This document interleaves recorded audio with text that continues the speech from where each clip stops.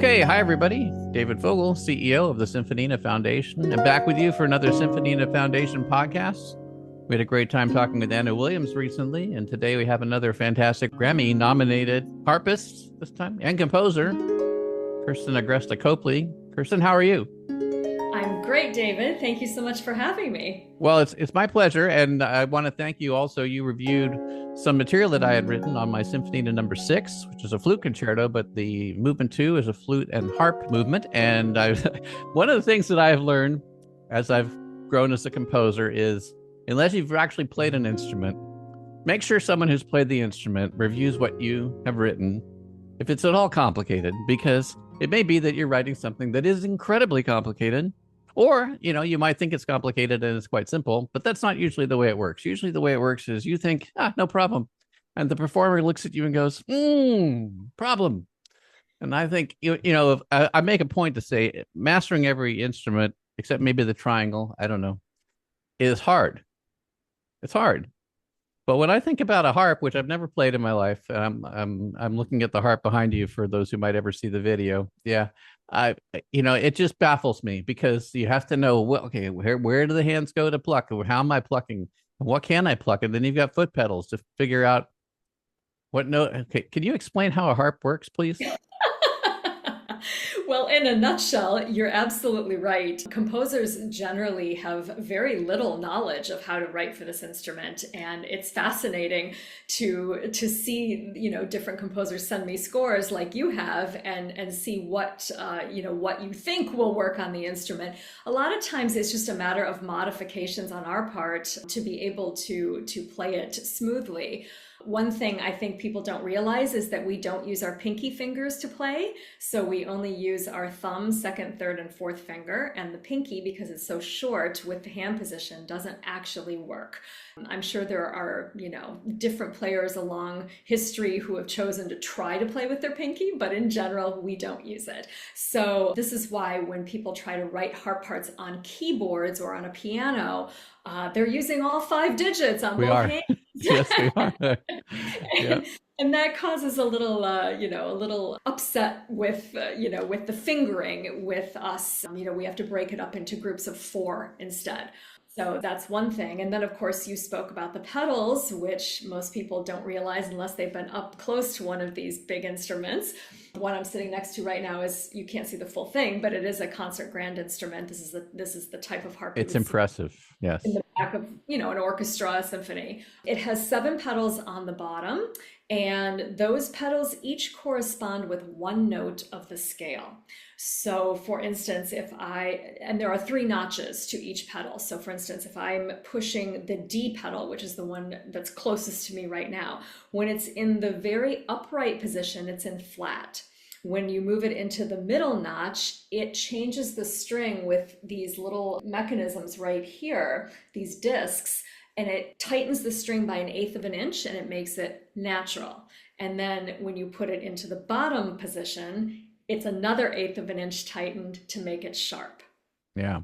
We have the capability to be chromatic only in the way that we can move our feet on either side. So we have 3 pedals on the left, 4 pedals on the right, and you can— And only 2 feet. And only 2 feet. So sometimes we can use, the other foot to play one on the other side, but it's very rare. Yeah. Well, let me ask 2 questions. And one comes to mind, which is you must have calluses on all your fingers except for the pinky then. That's correct. Completely smooth, but the rest of them are like, okay, they're pretty tough. But in jazz playing particularly, we have things in pentatonic scales, for example, and sometimes we'll do something that's called pentatonic shifting. You play in one pentatonic and then just go out for a little bit up at chromatic into another pentatonic and then back to the previous one. And it sounds like that would be a foot pedal move for you, and might be easy, might be impossible. I don't know. How if I gave you something and I said, okay, Kirsten, we're going to go in this run in C, and then we're going to go to C sharp, and then we're going to finish it in D. Is that like, yeah, let's try something else? Or is that like, okay, that's fine? I think it would all depend on whether we're able to use enharmonics, because that's one way that we can get around certain things in terms of modulations, is using, B sharp for C and etc. Okay, So so when you get that, then are you having to think about that on the fly and go, okay, how am I going to pull this off? Or I how's mean, that usually how when does it I'm given work? art in advance, then I'm able to play through it and find the places where that option would be available to me. It's not always. Okay, so you make the best of it if you're sight reading something and someone hands you it and it's like, okay, how am I going to get through this one, right? I guess. Pretty much. Yeah. But as a composer now for harp, you know all the tricks to take advantage of all the things that the harp can do that we non-harp composers don't know. So what are the kind of the things that you look for to include in your harp performances that a harpist would have a keen ear and hands and eye for that the rest of us would overlook? I really love the use of harmonics, and especially because I write new age ambient music. So I'm not doing things that are particularly percussive with the instrument. I'm trying to keep it in a relaxing, more calm zone. And therefore, I look for the things that are maybe a little bit prettier on the instrument. So that would include harmonics. Sometimes I think on Aquamarine, I used a little quiver at the top of the harp that sounds like a note is being bended. It's our bend, if you will. Yeah. And really, those are the two things that I think weave most into my compositions. On KURUVINDA, I actually used a lot of the range of the whole instrument. So I was choosing to work between what I would call shadow and light.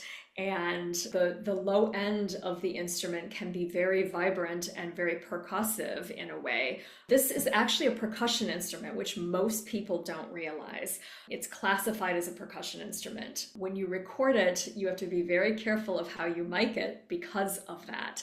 And it's very easy for it, if it's not mic'd correctly, to sound very harsh or very brittle. So the warmth is always something that I'm trying to achieve in my playing, of course, but in performing, but also, in recording. Yeah. So it must be trial and error, but mostly, hopefully, all that trial and error is over for you. You probably know how to mic your own instrument to get Yes. exactly the way you want it to be. But I'm guessing that for audio engineers who are new to it, what would you suggest that they keep in mind for different placements of microphones or types of microphones? Well, I don't really speak about the types of microphones because that's my engineer's duty, and I don't Fair really pay enough. attention to which ones are getting pulled out of the boxes. But I will tell you that we use one, two, three, four, five, six, seven mics. We have room mics set up in our studio. There's also one that sits on the floor close to the lower end of the harp that picks up a rich bass tone. Hmm. There's a stereo pair that's on the side crossed. And it's just sometimes it's based around, in our room in our studio that we have at Casa Copely Recording, which is where I do all of my albums. We know, where things, how far we can get the mics away or how close we need to have them, and we have that set. When you're in a studio situation, it really depends on the room, right? It depends on whether you're in a small Yeah. room or a bigger room like you would here in New York City, a power station. If you're in the A room, you're going to need to be mic'd differently than if you're in the ISO booth, you know? Right. Yeah. If you're playing with everybody else, that might have an Mhm. effect on what's being recorded. You're a classically trained harpist, though. When did you start?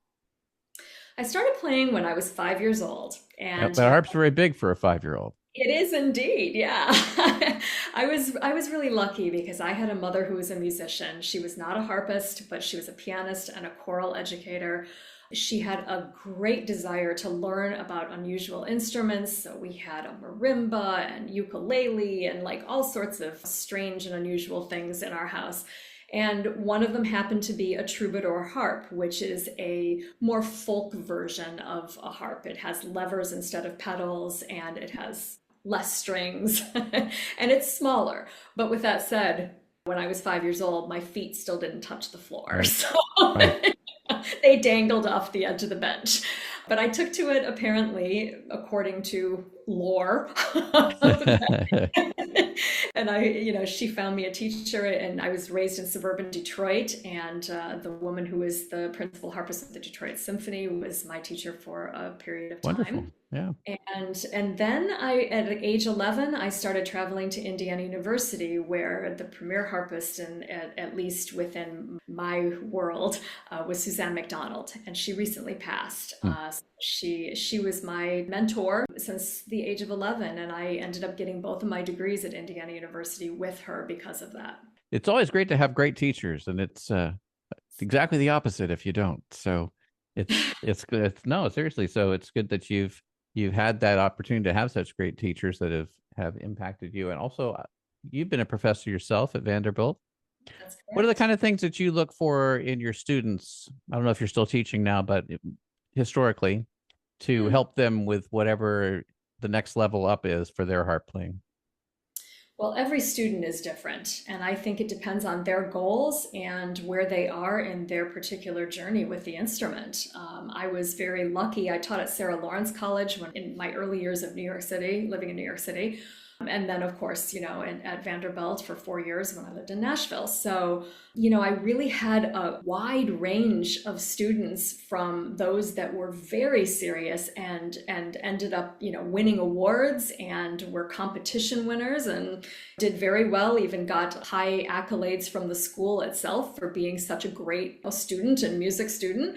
But I think every single one of them deserves the attention and the tutelage that they deserve based on their goals and what it is that they are trying to accomplish. Not everybody goes to music school expecting to come out of music school as a performer. And I think a lot of kids these days are double majors. And to be honest, most of my students, in fact, I think all of my students at Vanderbilt were double majors.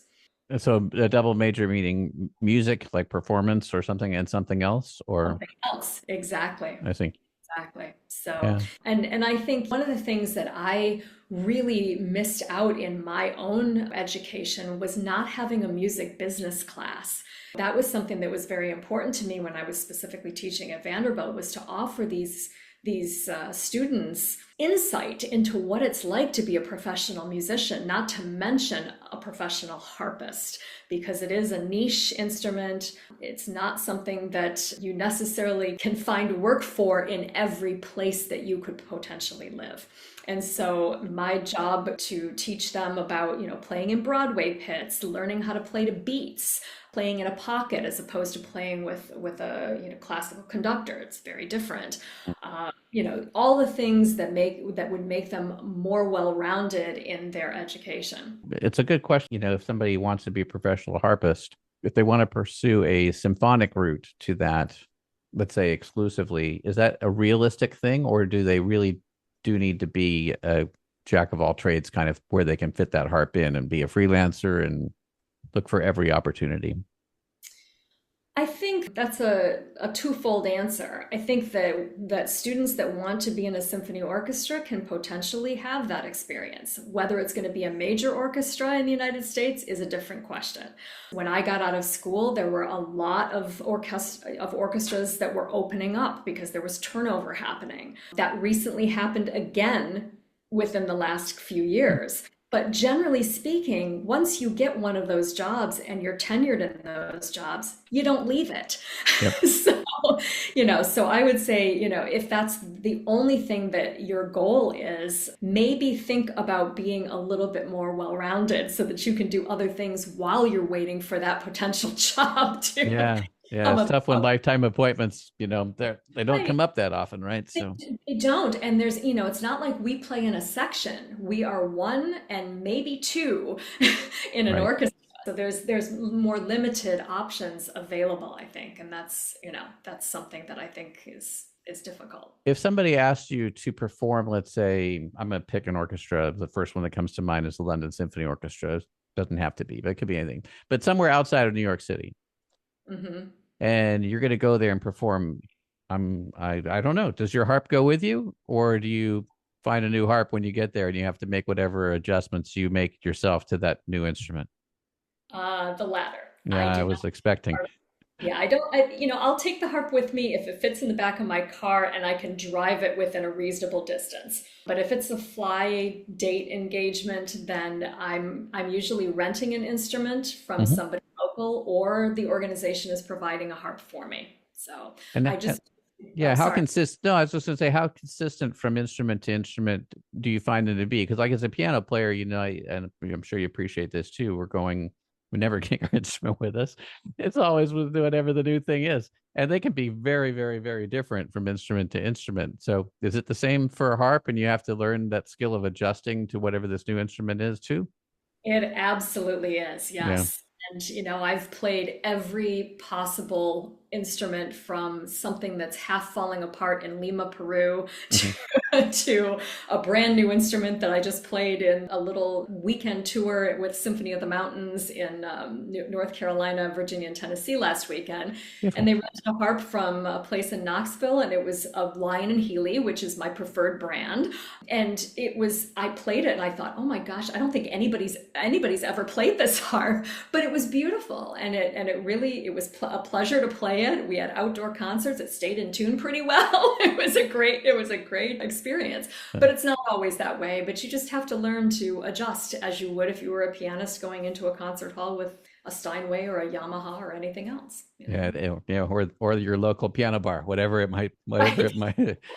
3 beers spilled on it the weekend before. Anyway, I'd like to talk about your new album. Give you a chance to go through all the compositional and production arrangements that you put into it. So, KURUVINDA, which came out I think August 1, so very recently.